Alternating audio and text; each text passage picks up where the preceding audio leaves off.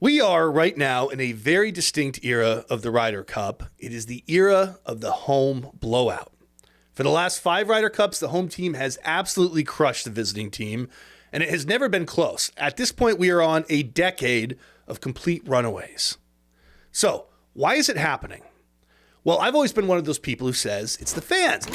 It's got to be the fans. There's more of them than ever before. They are louder than ever before. They're meaner. They're certainly drunker. And it's all very overwhelming. Professional golfers are not used to playing in front of hostile away crowds. So every year, every Ryder Cup, you hear them say, we're ready for it this time. We're going to go do it. They're never ready. And it never works out. So I've always felt very, very good about the fan theory. But there is one very weird stat, one very annoying stat, actually, that seems like it pretty much destroys my whole theory. I don't have an answer for it. I've tried to ignore it before, but the point of this video is to try to figure out what the heck it actually means. Let me explain. In Ryder Cup matches, there are 3 different formats. The very simplest one is singles. It's 1-on-1. It accounts for the most points. There are 12 of those. Then you've got 4-ball. There are 8 4-ball matches. This is just 2-on-2, every player playing his own ball. Best score on the hole wins. Not that hard to understand. But then there is foursomes. This is 2-on-2 alternate shot. It is the weirdest format. The players take turns. So one guy will drive, the other guy hits the approach, the first guy hits the putt, and so on. And crucially, one player tees off on all the odd holes, while the other player tees off on all the even holes. And I want to show you something. In the last 6 Ryder Cups, going back to 2012, check out the home team's record in 4-ball and singles combined. So it's leaving out alternate shot. The record is 63.5 to 56.5, a winning percentage of 52%, almost dead even. Now in that same period, look at foursomes. 36.5 to 11.5, a winning percentage for the home team of 76%. In other words, these huge margins of victory for the home team in the last decade and change, they all come from this one weird format that only makes up about a quarter of the whole Ryder Cup match. And we have so many notorious examples of this. 2016, Hazeltine, morning foursomes. The Americans win 4-0. It's a bloodbath. All of a sudden, Europe has a huge mountain to climb, and they can't do it. Paris, 2018, Europe goes down 3-1 in the morning. Oh no, Thomas Bjorn wants to change everything for afternoon foursomes. His stats guys convince him not to. They win 4-0. The blowout is on. Whistling Straits, 3 years later, the Americans start with foursomes. They dominate 3-1, and then they do it again by the same score Saturday morning, so that by Sunday, the Europeans have no shot. Then we go to the last Ryder Cup, Rome 2023. Luke Donald says, hey, if we're so good at foursomes at home, let's put it first instead of second. Great idea, Luke. The Europeans win the session 4-0, and that whole Ryder Cup is basically over before any of the Americans watching back home can even wake up. So, what's going on here? Well, it boils down to 2 basic questions. First, what is it about alt shot that is different, that can be manipulated? And second, and most importantly for us, why does it seem like it can only be manipulated by the home team? I needed some experts. The first person I spoke to is one of the great statistical minds in golf, Justin Ray. You'll know him if you're on golf Twitter. He works for the 21st Group, and he advises the U.S. Solheim Cup team. That's the women's version of the Ryder Cup. We only did an audio call, but listen to what he said about this. Alternate shot is the format where the numbers and the sequencing of players has the biggest impact. And I know when I worked with Stacy and Team USA for the Solheim Cup, we couldn't do a lot to the golf course. Ultimately, it's still a fair competition, and you're not going to completely modify the course to benefit your side.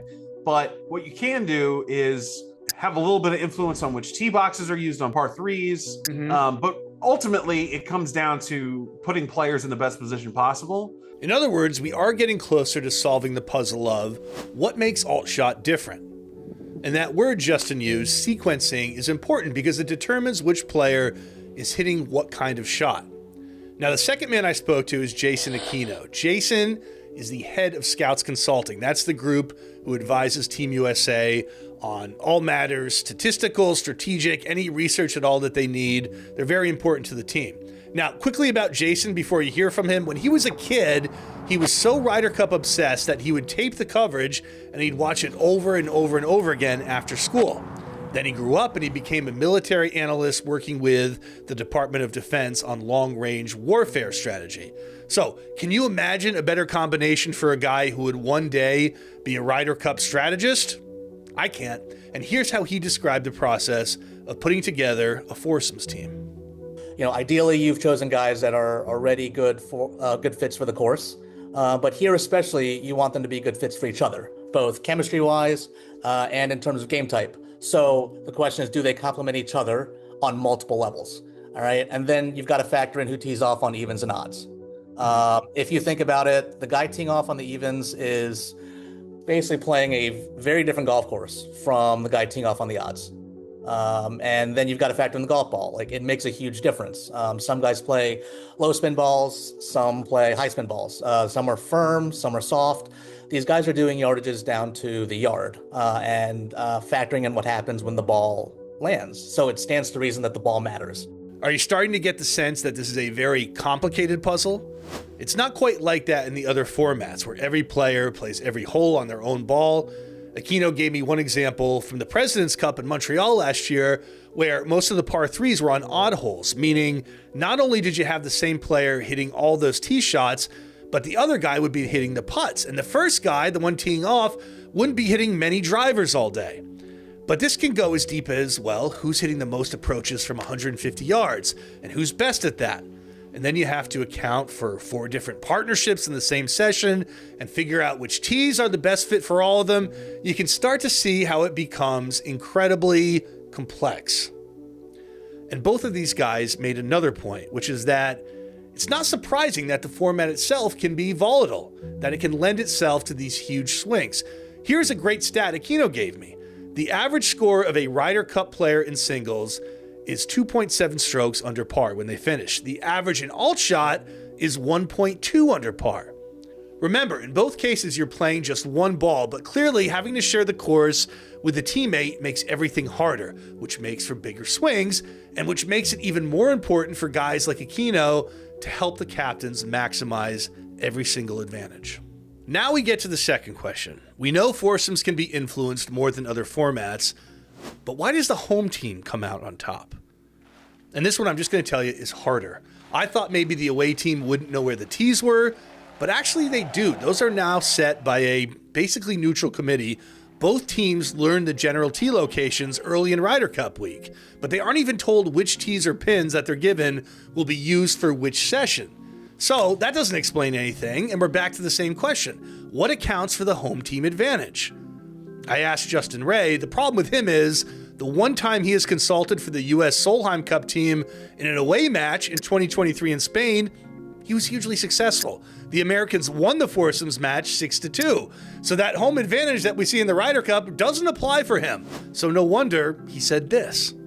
Statistically speaking, I mean, from my experience, I've worked with the Solheim Cup team for a road and a home event, and I found it to be pretty much identical in terms of the prep we did, and the outcome was pretty much the same too, an alternate shot. So it's difficult to find a real great mathematical reason why it's been so overwhelming. Jason Aquino, on the other hand, has been on the front lines of watching the home team dominate in foursomes, both good and bad for him. But in terms of an explanation, he didn't really have much either. Yeah, you're entangling that, because I think you're entangling sort of this phenomenon with the home team. Yeah. And I'm saying I disentangle that. I think it's entirely idiosyncratic to the nature of foursomes and how much is required in terms of just preparation and being able to really match the two partners together and really get it right. I wish I could pinpoint like a particular reason for you.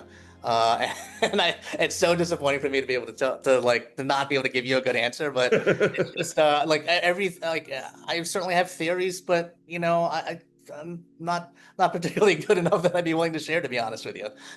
I got the sense from both of these very, very smart men that deep down, they thought this was mostly statistical noise and small sample size. That, if you fast forwarded through 5 more Ryder Cups, the scores would be more even. As Aquino told me, the volatility could easily stay and probably would, but it could just as easily swing toward the away team. So, where does that leave us? Well, it leaves us with a great big question mark. On paper, we have this very blatant, very lopsided disparity in one particular format that has persisted for a decade in the Ryder Cup, and that seems to explain the era of the home blowout. But even when you get the literal smartest guys in the field, they're not sure what's going on, and they're not sure it will even continue. So we have something statistically decisive, yet completely opaque. And in a very subjective way, I have to admit I love it. Because at the heart of the Ryder Cup for the last 12 years is a total mystery that may never be solved. A strange stat that tells us how the home team is winning, but not why.